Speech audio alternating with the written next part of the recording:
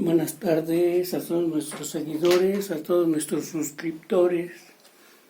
Hoy les vamos a dar otro video para que sigan con su participación, que nos sigan viendo, que sigan opinando o que sigan solicitando de alguna manera algo que se relaciona con la ingeniería química.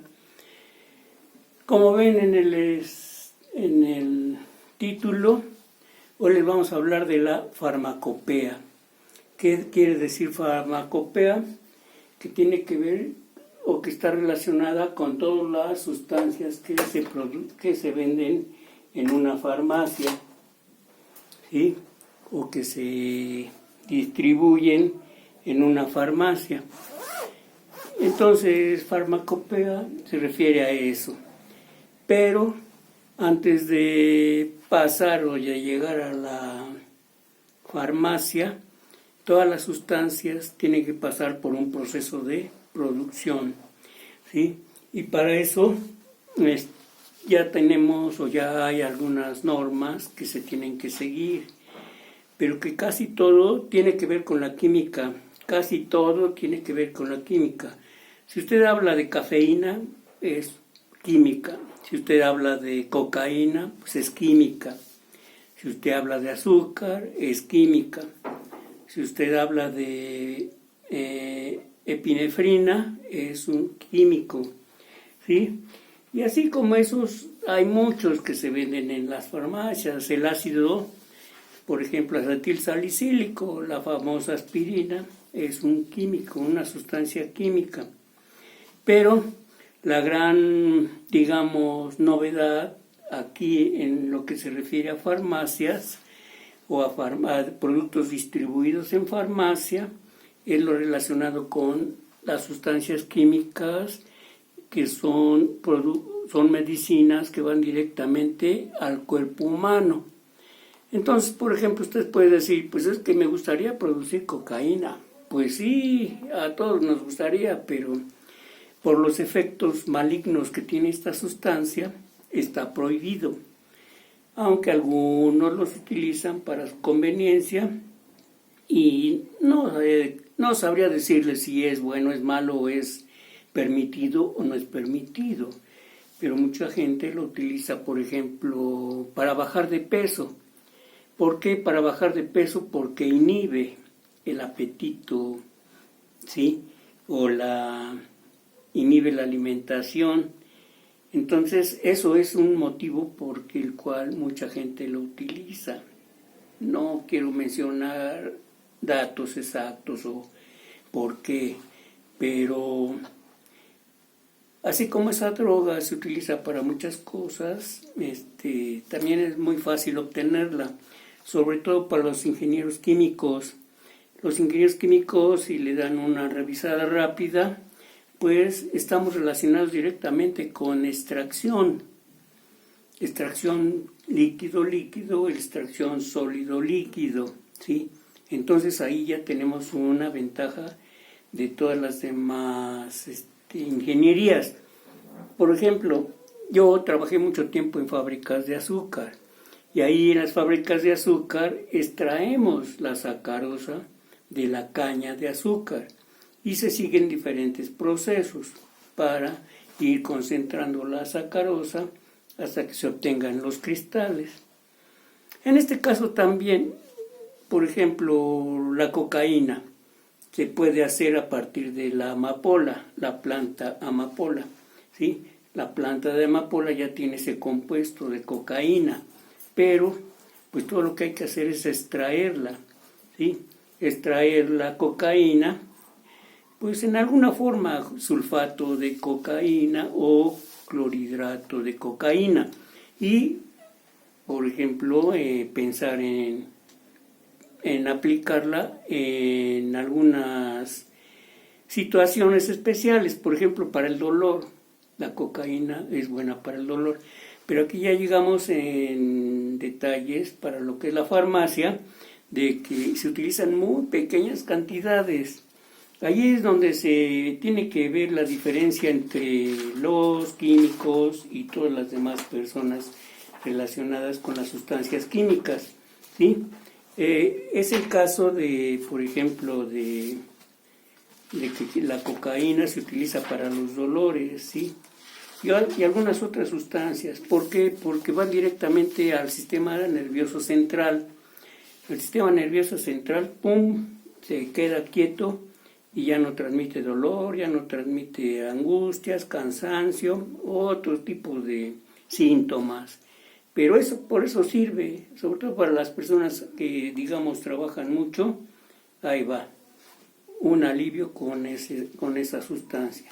Pero lo que nosotros debemos tomar muy en cuenta es que muy pocas veces nos relacionamos con esto, las dosis, ¿sí? Las dosis son muy bajas en todos los productos de las farmacias, son muy bajas. Si usted habla de, por ejemplo, 1 miligramo en decilitro, ¿sí? Entonces, ahí ya hay que pensar en varias cosas, ¿sí? Por ejemplo, 1 miligramo, saben ustedes que es 0.001 gramo por decilitro, ¿sí? Por decir algo, puede servir para alguna medicina esa concentración, pero este dato ya tengo que tener una balanza que me dé 0.001 gramos, ¿sí? O sea que en cuestión de balanzas tenemos que estar bien, digamos, capacitados, ¿sí? Para disolverla, por ejemplo, en agua, que casi siempre es el uso. Entonces, o si se tiene otra sustancia, por ejemplo, sustancias de glucosa en sangre, se utilizan decilitros de sangre, ¿sí? Pero es lo que tenemos que hacer al hablar de dosis, a la hora de sustancias, que ya tenemos que tomar en cuenta la cantidad tan pequeña que se maneja en estos casos. Y así podríamos mencionar más. Por eso, si ustedes tienen la curiosidad, se tienen que sembrar miles y miles de plantas de coca para que se le pueda extraer la cocaína. Y ya van saliendo algunos gramos, algunas decenas de gramos, centenas, tal vez 1 kilo, pero esa es la idea, que ya cuando se aplica en dosis para alguna enfermedad en el cuerpo humano, ya tienen que ser concentraciones muy bajas. Entonces, podemos decir que a veces hablamos de 1 gramo, ¿sí?, en mililitros o en 1 litro.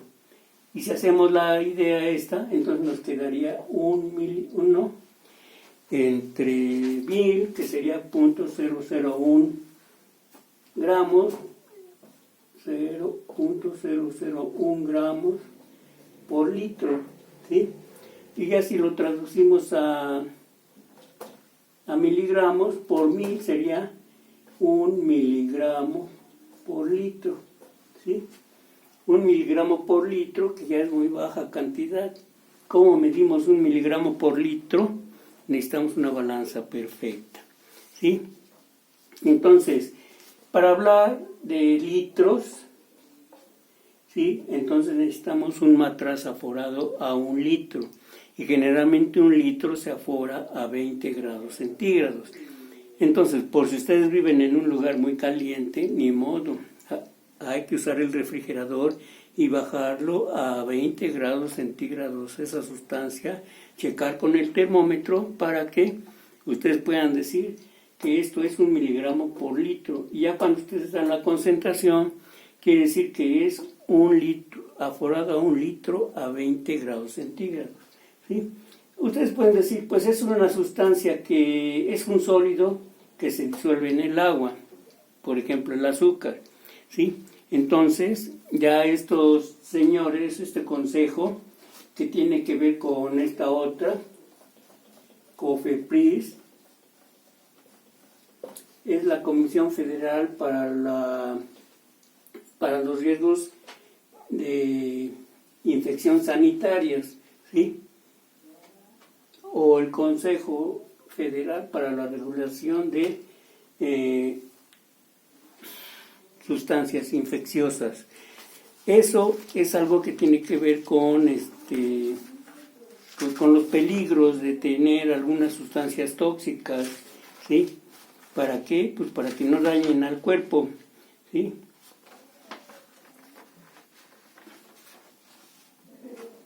Comisión Federal para la Protección de Riesgos Sanitarios, ¿sí?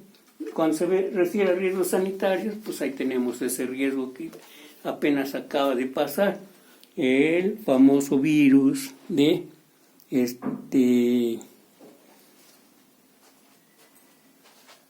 que estuvo matando a mucha gente todo este tiempo. Pero entonces tenemos que aforar. Y ustedes pueden decir, pues 1 miligramo se disuelve en 1 litro de agua. Sí, entonces hay que revisar las cantidades que se disuelven. ¿Sí? ¿Para qué? Para que pudiéramos pensar que está bien hecho. Si tienen una sustancia, le tienen que buscar su efecto de solubilidad para que vean si se disuelve bien. ¿Sí? Y si se disuelve bien, entonces anotarle, se disuelve totalmente en 1 litro de agua.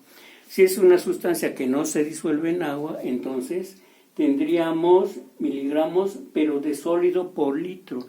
Entonces ahí vienen algunas, digamos, datos que tienen que ver con el tipo de soluciones que se presenten. Por ejemplo, se presentan soluciones de sólido en líquido, ¿sí? Como sería una soluciones o mezclas sólido-sólido, ¿sí? Que sería también una mezcla de 2 componentes, o que sería, por ejemplo, líquido-líquido. Si ustedes trabajan con alcohol, por ejemplo, etílico, se obtiene líquido, y si lo disuelven en agua, entonces es una solución líquido-líquido, ¿sí? De tal manera que si usamos este dato, por ejemplo, si queremos saber cuánto hay por mililitro, entonces tendríamos que dividir en 1000, 0.00001 miligramos por mililitro, ¿sí? Esto es sobre 1000, serían 5,0245 miligramos por mililitro. Esto es que, o si lo pasan a miligramos, 1 miligramo por litro, ¿sí? Equivale a 1 parte por millón. Entonces aquí ven ustedes, esto sería prácticamente la definición de parte por millón, ¿sí? Entonces estos datos tan pequeños, necesitaríamos tener una balanza súper exacta para poder tener ese dato de partes por millón. Entonces, para tener partes por millón, saben ustedes que para hallar el peso molecular de una sustancia se utiliza la tabla o los pesos atómicos de algunos elementos, de todos los elementos. En este libro de la farmacopea, ya ellos utilizan una lista de pesos atómicos que tienen que ver con casi todas las sustancias, ¿sí? Para que ustedes puedan o vean cuánto puede ser una cantidad en miligramos, ¿sí?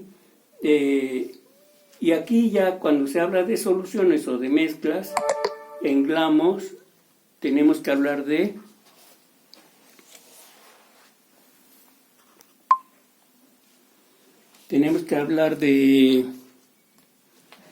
¿sí? De 1 décima, de 2 décimas, de 3 décimas, de 4 décimas, o hasta de 5 décimas, hasta de 6 decimales. Entonces, todo eso tiene que ver con esta parte. Entonces, cuando hablamos de los pesos atómicos, ya farmacopea ya tiene la lista de todas las sustancias químicas. Y lo podemos expresar en porcentajes, ¿sí? Para que ustedes vean cómo es que también en las farmacias todo se ve en porcentajes. Se puede también hablar que las sustancias deben ser resistentes a la luz. Se tiene que utilizar frascos o recipientes oscuros. Si son muy reactivos, hay que ver cómo son esos reactivos. Entonces, si hay alguna sustancia de referencia, generalmente tenemos que hablar de una sustancia de producción de alguna firma, de algún laboratorio. que tenga que ver con un laboratorio que tenga que ver con sustancias que ya tienen una patente o una licencia. Entonces, por ese lado también tiene que tomarse muy en cuenta. Entonces, para los ingenieros químicos muchas veces se les pasa por alto todo esto. Por eso a muchos no les gusta trabajar en farmacias o relacionado con farmacias, porque son muchos datos y tiene que tenerse una habilidad muy perfecta para hacer pesadas, para hacer medición de volúmenes, para hacer mediciones de temperatura, y todos los datos tienen que ser repetitivos. En ese sentido, yo les recomiendo que para los ingenieros químicos deberíamos de tener más deseos de la exactitud, que es a lo que se refiere toda la farmacopea, ¿sí? Y, por ejemplo, en la farmacopea, en la nacional en México, ya tiene todas las sustancias que se utilizan como referencia, ¿sí? Y si ustedes quieren usar algunas sustancias de estas para referencia, ya saben que pueden ser medicinales. Y en ese sentido, estaremos en condiciones de decir que se refiere a algún dato, por ejemplo, 1 miligramo de cocaína por litro, ¿para qué puede servir? Así, por ejemplo, para las enfermedades respiratorias, como es lo que pasó del virus, se utilizaron en miligramos, pero ¿por qué no utilizaron esta adrenalina? La adrenalina expande los pulmones y dilata los poros para que entre más aire. ¿Cómo es que se asfixiaron habiendo esta sustancia que se podría inyectar en miligramos y poder causar un efecto positivo en esas personas y que no les fallara la respiración? Pero parece que ellos siguen ciertos protocolos que hacen que definitivamente la química no participa en ese sentido. ¿Por qué? Pues porque parece ser que para virus, estos virus que se presentan son muy difíciles de matar, pero no. Los virus también son arreglos químicos, y como arreglos químicos también se les puede dar ataque con ácidos o con bases, ¿sí? Para que pudieran desintegrarse, como un gramo de azúcar, si lo disuelven en agua, ya se desintegra y ya no es nada. Hasta que vuelva a pasar otra vez el proceso de extracción, entonces sí se vuelve a presentar. Pero en ese sentido se aplican todas las sustancias, ¿sí? Como es que también el ácido acetilsalicílico quita dolores, baja la presión o regula algunas funciones, pues es esa la idea.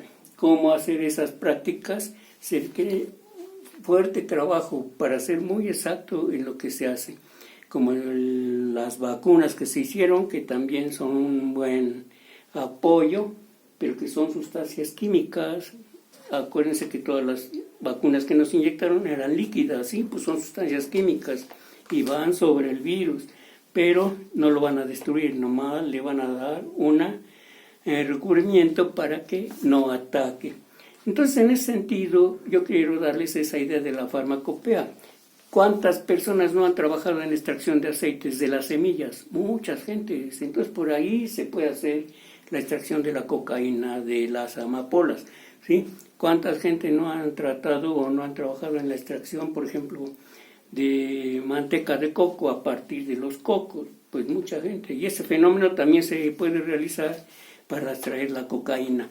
Pero la cocaína es una sustancia 100% ilegal, por lo tanto no es recomendable. Pero podría servir en algunos casos para algunos dolores, algunos malestares. Con esta idea queremos que esta vez vean que los balances de materia y energía, principalmente los balances de materia, se hacen en relación a mezclas de sólido-sólido, mezclas de líquido-sólido, mezclas de líquido-líquido.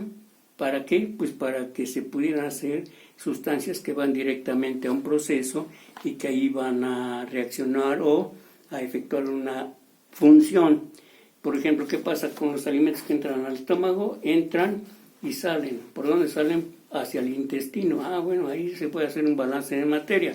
Pero son sustancias tan pequeñas que se manejan, que por eso no nos llaman la atención. Y algunas veces nos fastidia entrar en detalle, tan detallado el asunto. Pero el ingeniero químico tiene que entrarle a esos temas también. ¿Por qué? Porque más adelante ya están ocurriendo muchas contaminaciones, muchos virus que se están presentando. Por lo tanto, hay que trabajar en hacer más sustancias contra esos virus. Por su atención, gracias. Esperamos que este breve video les sirva de algo, que lo compartan y que sigan viendo nuestros videos y que sigan apoyando. Para todos los que ya están suscritos, den la campanita para que les presentemos más balances de materia y en las próximas ocasiones. Gracias. Hasta luego.